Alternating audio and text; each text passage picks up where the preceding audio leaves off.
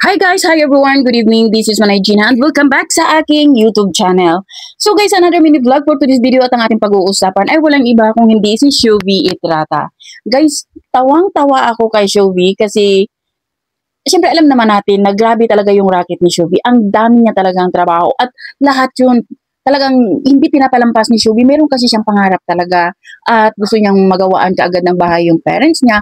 Kaya lahat ng trabaho na dumarating sa kanya talagang hindi siya humihindi. Talagang tanggap siya ng tanggap. Siguro napagod.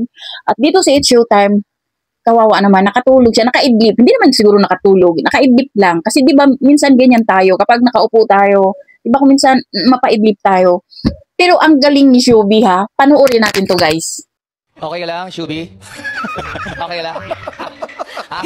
Mukhang malalim yun ah. Shuvi? Malalim yung tulog. Okay ka lang? Ha? Wait lang. Shuvi, 12 Alam mo- pa lang, siesta na.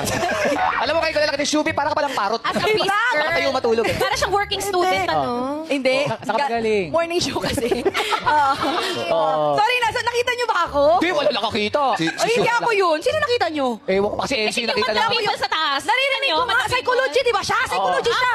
At saan siya nag-aaral? Oo, sa UCC. Oo! Palabahan natin si Shubi. Galing ah! Pikit lang saglit. Nakapikit lang naman kayo na. Oo, hindi kasi napuwing ko ba? Napuwing? Napuwing lang ko na gano'n. Puwing? 5 minutes ka nakapikit ah.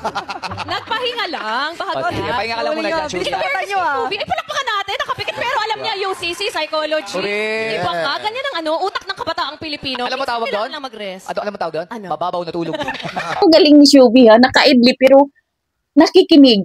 Alam niya kung ano yung sinasabi ng contestant.